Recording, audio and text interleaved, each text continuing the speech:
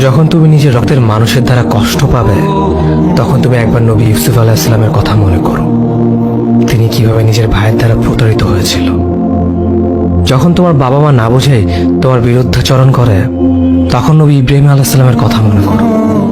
তার বাবা তাকে আগুনে নিক্ষেপ করায় ভূমিকা রেখেছিল। যখন তুমি সমস্যা থেকে পরিত্রাণের জন্য কোনো পথ পাবে না, তখন ইউনূস আলাইহিস সালামের কথা ভেবো। তিনি কতটা সময় তিমি মাছের পেটে আটকা পড়েছিল।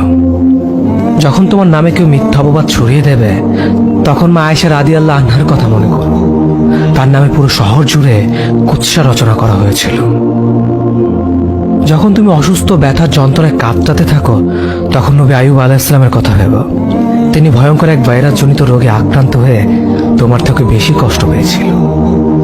যখন তুমি দিনের কোনো বিধান নীতিতে যুক্তি খুঁজে পাও না, তখন নবী নূহ আলাইহিস সালামের কথা ভেবো।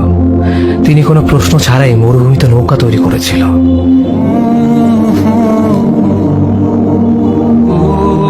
যখন তুমি আত্মীয়স্বজন, পরিবার, বন্ধু বান্ধবের কাছে হাসির পাত্রে পরিণত হও, তখন তুমি শেষ নবী হযরত মুহাম্মদ সাল্লাল্লাহু আলাইহি ওয়াসাল্লামের কথা ভেবো। রাসূল সাল্লাল্লাহু আলাইহি ওয়াসাল্লাম বলেছিলেন, সবচেয়ে বড় পরীক্ষা দিয়েই সব থেকে বড় পুরস্কার আসে। যখন আল্লাহ কাউকে ভালোবাসেন, তখন তাকে পরীক্ষা করেন, এবং যে এই পরীক্ষাগুলো মেনে নেয়, সে আল্লাহর সন্তুষ্টি অর্জন করে। আর যে অভিযোগ করে, সে তার ক্রোধের পাত্র হয়। হে আল্লাহ, তোমার কথা মনে করা, তোমার প্রতি কৃতজ্ঞ হওয়ার এবং তোমার ইবাদত করার তৌফিক আমাদের দান করো। আমিন। যেভাবে তুমি সন্তুষ্ট হও, সেভাবেই আমাদের পরিচালিত করো।